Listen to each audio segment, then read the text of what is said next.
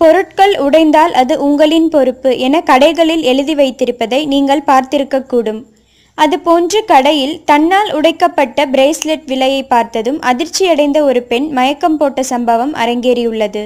சீனாவின் யுனான் மாகாணத்தில் உள்ள நகைக்கடை ஒன்றிற்கு பெண் ஒருவர் நகை வாங்க சென்றிருக்கிறார். அப்போது வரிசையாக அடுக்கப்பட்டிருந்த நகைகளை ஒவ்வொன்றாக அவர் பார்த்து ரசித்திருக்கிறார். அப்போது கண்ணுக்கு மிகவும் அழகான பிரேஸ்லெட் ஒன்று தென்பட்டுள்ளது. அதனை கையில் எடுத்து அந்த பெண் பார்த்தபோது எதிர்பாராத விதமாக அந்த பிரேஸ்லெட் கீழே விழுந்து உடைந்து விட்டது. உடனே கீழே விழுந்த பிரேஸ்லெட்டின் விலையை பார்த்திருக்கிறார். அதில் $44,110 என எழுதப்பட்டிருந்தது. அப்படியென்றால் இந்திய மதிப்பில் இதன் விலை சுமார் 28 லட்சம். இதனால் அதிர்ச்சி அடைந்த பெண் நம்மிடம் பணம் வாங்காமல் விடமாட்டார்களே என்ற பீதியில் மயக்கம் வந்து கீழே சரிந்திருக்கிறார்.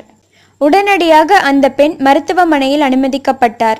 அதன் பின்னரே பிரேஸ்லெட்டின் ஞாபகம் வந்திருக்கிறது.